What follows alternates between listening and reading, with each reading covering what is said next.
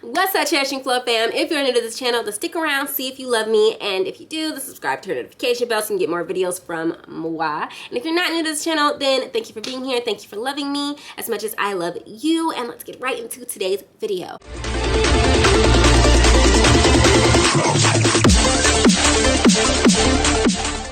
It's been a while since I did a talking down video, you guys. Well, actually, that's not that true. I did a talking video like just the other day. You guys saw it with my short hair. You guys like my my headband wig? I know you guys see the little nappies. I know people be doing their edges and stuff with these little wigs, but I just can't be bothered. So, what y'all think? Anyway, in today's video, we are going to be talking about some things that I've learned as a business owner. For those of you that do not know, I run a social media management business, and I also sell ebooks and digital products. I have an e-course as well that I'm currently working on revamping to better and make it even more relevant for you guys. And that is what I do. And as well as, you know, YouTube and blogging and all of that good influencer stuff. But that's the crux of what I do, and I decided to get on here and share with you guys what it is that I've learned since starting this business, because I've learned a lot of things, honestly. And I was thinking about later doing a breakup of like service-based versus product-based businesses, what I've learned in those specific things. So if you guys want to see that, then let me know in the comment section down below. Give this video a thumbs up, subscribe, and turn notification bell so that you know you guys will be here. So the first thing that I've learned about being a business owner is that it's a roller coaster. There are going to be months when you feel like you're on it, like you're doing the thing, the money is flowing, and you were just you're getting shmoney, everything is good, you're stacking it, you feel like you in your bag and all of that good stuff. And then there are going to be months when you're just like, it's like crickets. Where's the money? Where's the customers? Where's the clients? Where's the traffic? There are going to be months when you feel like you're doing the thing, and there's going to be months when you cannot bring yourself to do the thing. The roller coaster is real. At a 9-to-5 job, you can show up, and even if you don't feel like doing nothing, you can do the bare minimum and nothing happens to your job. But when it comes to your business, if you show up and you do the bare minimum, or you do not show up at all, guess what? You've lost money. You're not going to have a good month. Things are not going to go well. So it is definitely a roller coaster, because that is life. And owning a business for yourself, when life hits you, it really freaking hits you, okay? That's the first thing that I've learned. And you have to, when that happens, when you're in your ups and your downs, when you're ups, you have to remember to be grateful. You have to remember what types of tasks and things you were doing in order to keep those ups as long as possible. And when you reach those downs, please do not get discouraged, because like I said, it's a roller coaster. You don't stay down and then suddenly you have lead feet. No, you get down and then you get right back up and you keep on moving, and I promise you things will progress and they will get better once again. The second thing that I've learned is that self-care cannot be optional. I learned this the hard way. As a lot of people who know me personally know, I was that person who was a victim of hustle culture. I felt like I had to work 24/7, and I am a little bit of workaholic, so that actually did play a big part. I actually do genuinely always feel like I need to be working. I used to work 2 and 3 jobs trying to keep everything together, just like I have to work, I have to make this work. But in actuality, if you do not include self-care, if there is not balance, if you are not loving on yourself, if there is not boundaries within your business, you are going to burn out. You are going to resent your business, your clients, your customers. You are going to start feeling negatively on the inside, and eventually that'll affect your physical ability to produce quality on a regular basis. You will keep pushing yourself until your body says, sit down. Like, that is literally what's going to happen. So self-care cannot be optional. You have to set boundaries early on, right now. I don't care where you are. If you just started your business today, start setting boundaries today. You are not available 24/7. People cannot text you and call you at 10 o'clock at night. People cannot demand that you have a 12-hour layover of something. If a client requests something of you and they want you to have it done within the hour, and you're out and you're busy, no, you cannot. If it's not within office hours, no, I cannot do that for you. No, this cannot come up. No, I cannot create this entire new video and concept for you within 24 hours and have it posted by tomorrow. No. It's 7 o'clock. I'm off the clock. I'm done. You have to have boundaries. Self-care needs to be important. Take vacations, take breaks, have office hours, have boundaries with your clients and your customers and the people that work with you or for you. Please, don't be like me. I'll be out here stressing. The third thing, and this is gonna be a big one. This is one of the things that I always say because people just I always see. Hold on, let me fix my wig. Do y'all hear me?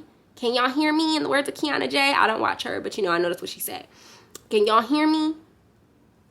Your friends and family are not gonna support you. And you know what? They're not required to. It'll be nice. I know we all think when we start a business, oh, our friends and family are going to be our first clients and customers. Our friends and family are going to constantly be sharing. No, they're not.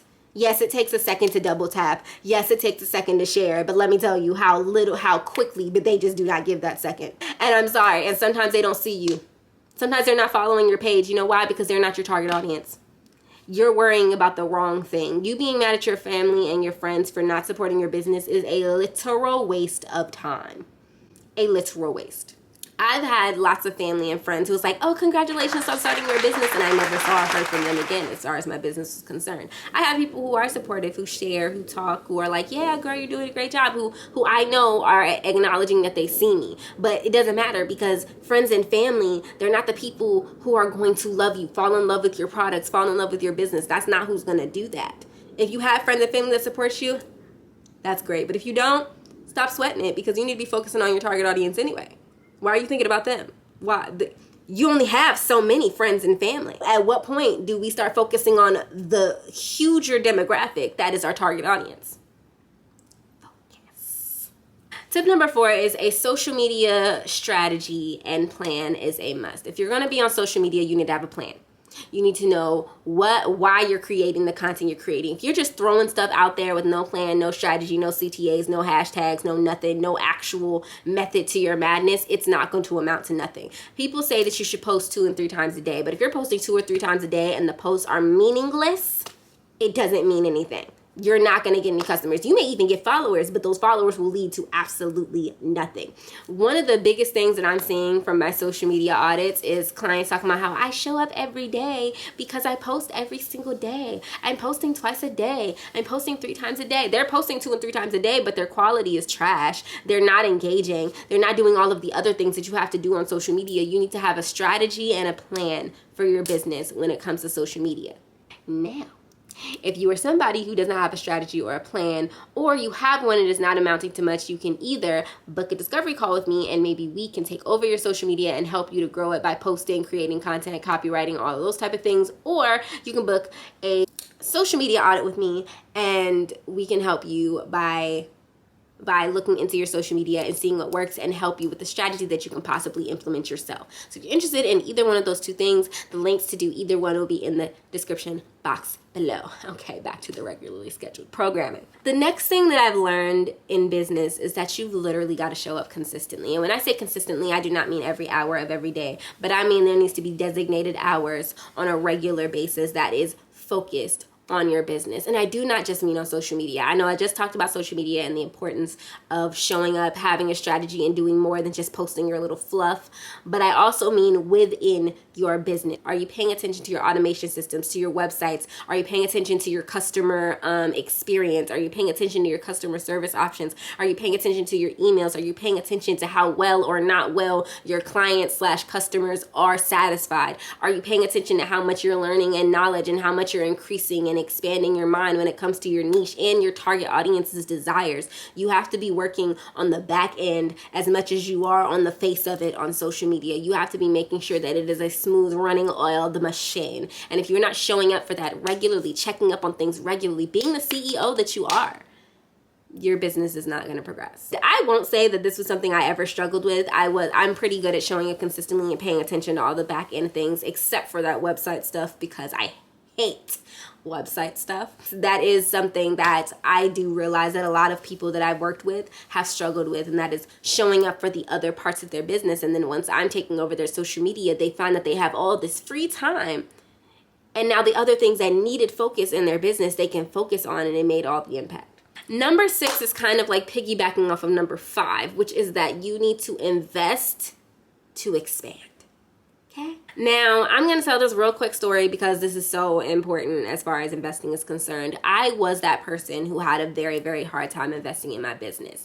I always said, oh, I can't afford it. I'm not making enough money in my business yet. I don't want to invest and help until I make money in my business. And then finally, over the summer of last year in 2020, when everything was all hell was breaking loose everywhere, I decided, you know what? I'm going to get some freaking help. I have too many things that I want to do, I want to accomplish. And if I try to wear all these hats by myself, and be the workaholic that I am within my business will remain stagnant. I will not be able to elevate. On top of that, I'm going to lose my shiznit, okay? I hired my first virtual assistant.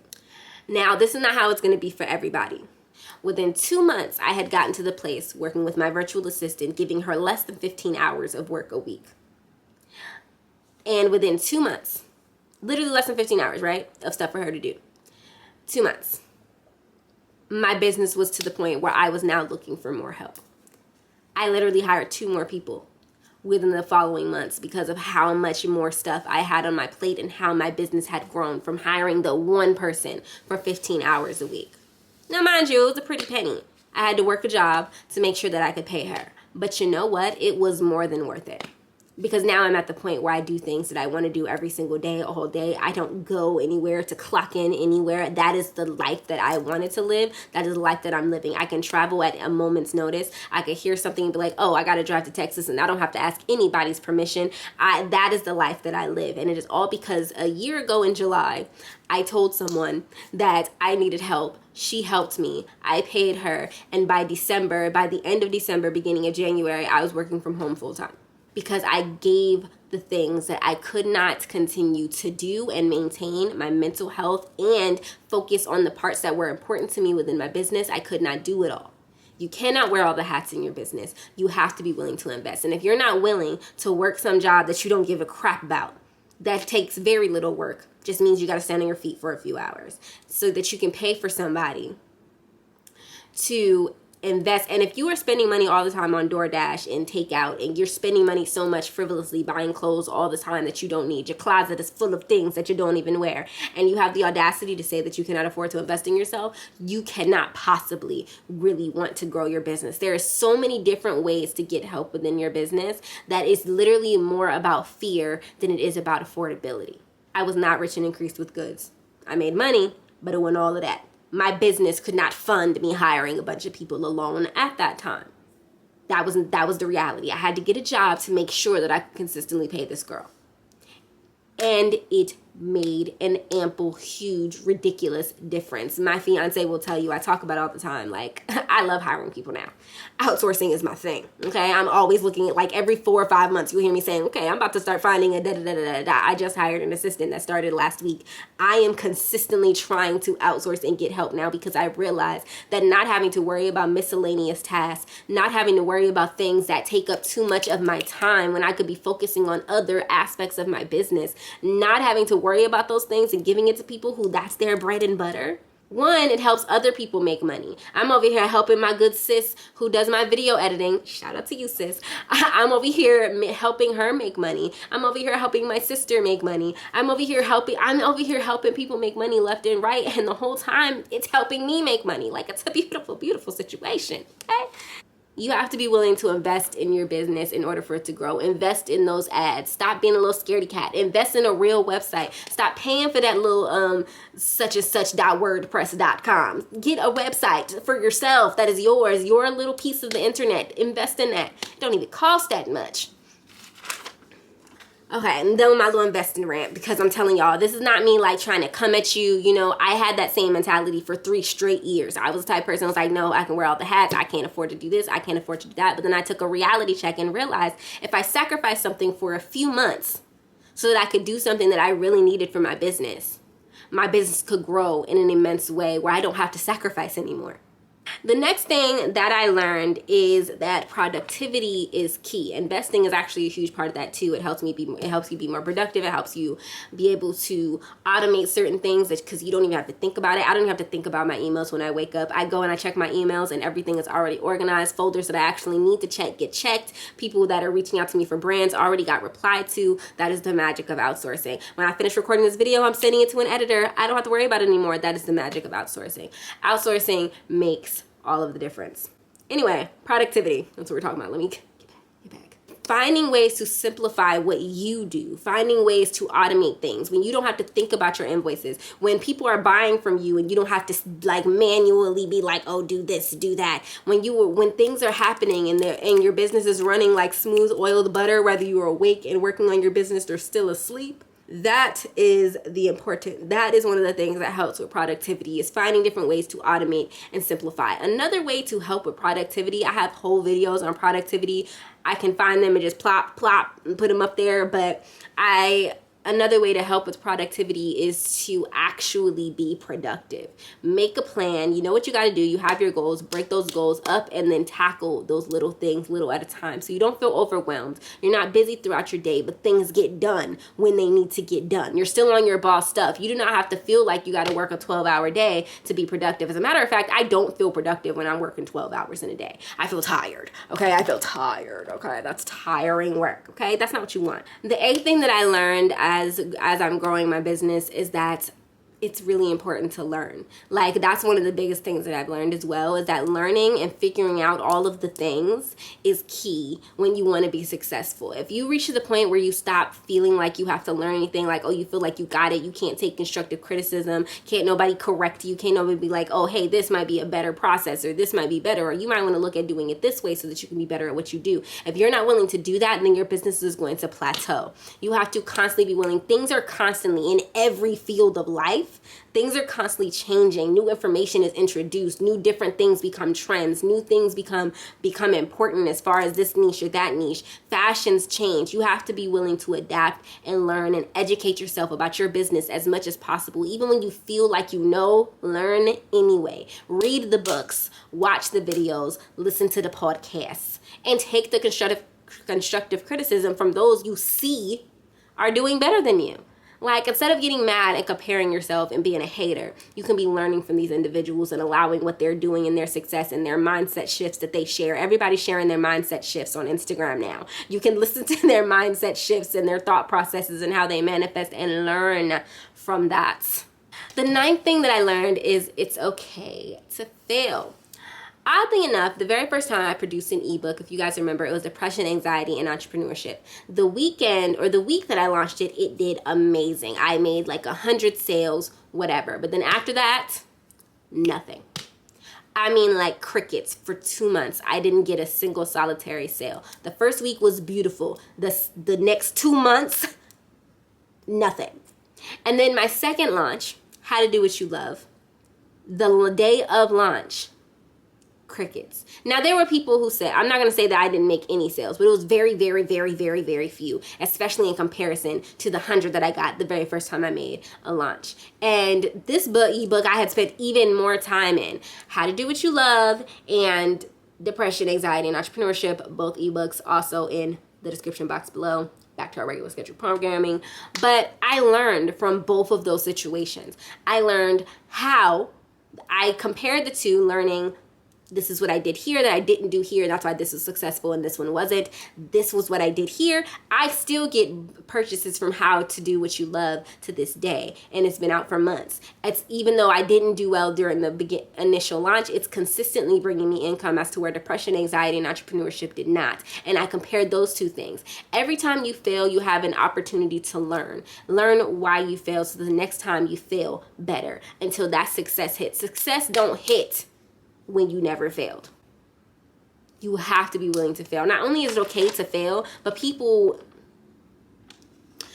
all the gurus and everybody who's rich and up there and doing the thing, they're promoting it. Like, you failed?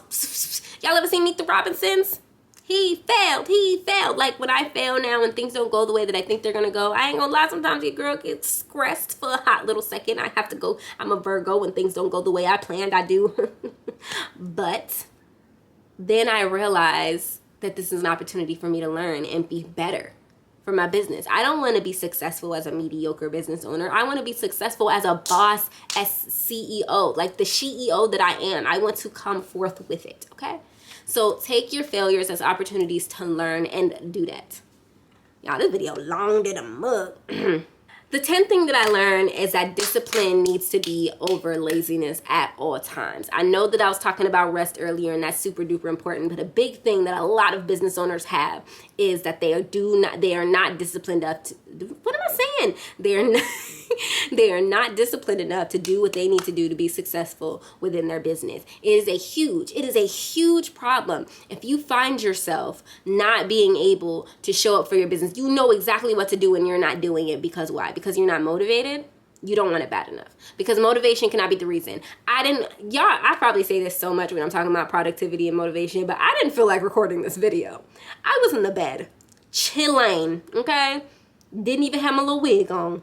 Chilling, watching Psych. Now, if you know me, you know Psych is my favorite freaking show, okay? And I was watching it and I was enjoying myself and I was a keying and all that good stuff. But then I said I was gonna write this video today. I looked at my to-do list and today it said record YouTube video about businesses learn stuff. I had to be willing to get over my motivation. And this is not including you are depressed or anxious, because in my ebook says that is a whole different thing. But sometimes you have to get up and you have to put on your big little girl drawers and big little boy drawers and sit down and do the things that you need to do, whether you feel like it or not. Nobody made you stay up at 3 o'clock in the morning watching Netflix, and now you still have to get up at 7 o'clock and handle your business. Because that basically says when you don't do that you prioritize that little Netflix show over the success of your business. You have to be able to prioritize and go after the things that you want. Work ethic is important. If you don't want to work for it, don't complain, whine, I don't want to hear. We don't care if you are not successful within your business. We don't care, because it's your fault. You are in control of this. Nobody is going to go out and get success for you. You have to do it for yourself. So that means that you have to show up when you don't want to show up. You have to show up when nobody else will. You have to show up at all times. You have to show up consistently. You have to keep showing up until it pays off. It's not going to pay off at first. It's not going to be immediate. It's going to take time, and you have to be willing to take that time and to show up even when you do not see immediate results or repercussions for the showing up that you did. The 11th thing that I've learned, which is probably one of the hardest lessons for me to learn, is that you need to learn your taxes and the laws within your states and the things. Because now your girl is just stressed out all the time because I didn't have my stuff in order at the beginning when I wasn't making any money. I guess because I wasn't making any money. So I felt like, why do I need to know how to pay this if I'm broke? I don't but no, like learning how to pay your taxes, dividends, write-offs, all those things, you just gotta... I just got stressed out just thinking about it, y'all. But it is important for you to learn, and you do want to learn it. So you have to put forth that effort. I would educate yourself on your state's laws when it comes to taxes and how your business needs to comply and get into the line, and how you can write off as many taxes as possible so you're not paying the utmost for taxes. If you need to hire somebody, outsourcing investing, that's what I plan on doing this year because last year was a mess. Do that, but make sure that you figure it out so that you are not stressed out come income tax season. And the last thing that I learned that I feel like is one of the most important things is learn customer service. And I'm really not saying that from my personal experience with my business. I'm saying that with my personal experience with a lot of other small business owners. Learn customer service. Ain't nobody gonna want to pay you if you're a trash individual. And I don't even know another way to say that. Nobody's gonna want to give their money to you if you treat people like garbage. Like if I come to you and I have a question about your business and you come to me with an attitude, I'm gonna be looking at you like, excuse me, I just asked you a question. Prime example, I was looking for a nail tech. I was looking for a female black nail tech in my area that I could get to within 25 minutes. No more than that, because Atlanta be trying to have you travel and I ain't trying to do all of that. And I asked this girl, now I didn't know what overlay was. Now, y'all, I had always gone to regular old salons and stuff. So I didn't know what overlay was. I went to this girl on Instagram. One of the girls, I saw her work. I was like, oh, that's kind of cute. Okay, that's kind of cute. Okay, she, I can give her a chance or whatever. She already had rules out the wazoo, which to me be a whole lot of. But I understand, I let businesses do whatever businesses want to do. And I messaged her and asked her a question. I asked her if she could do acrylic, if she could do something over, if she could do it without tips and adding something to mine extra. Now, I don't remember what exactly I asked her. I was basically asking for overlay, but I did not know that I was asking for overlay. Or I was asking if you could do something like SNS instead of doing acrylic because I'm trying to protect my natural nails. Now, mind you, I didn't know about overlay, and there was a whole lot. And I also didn't know SNS was considered acrylic. I didn't know any of that. And all she said was, girl, SNS is acrylic. The fuck? Like, with TF. Like, I was like... Now, maybe she meant that as a key, but she didn't say LOL. And even if she did say LOL, that's not professional. I just asked your stupid little blase head ass a question about your business. And all you had to do was say, you could have corrected me, but the way she corrected me was automatic, like, not giving this sis my money. Moving on. And I ended up talking to somebody else, asked the exact same question.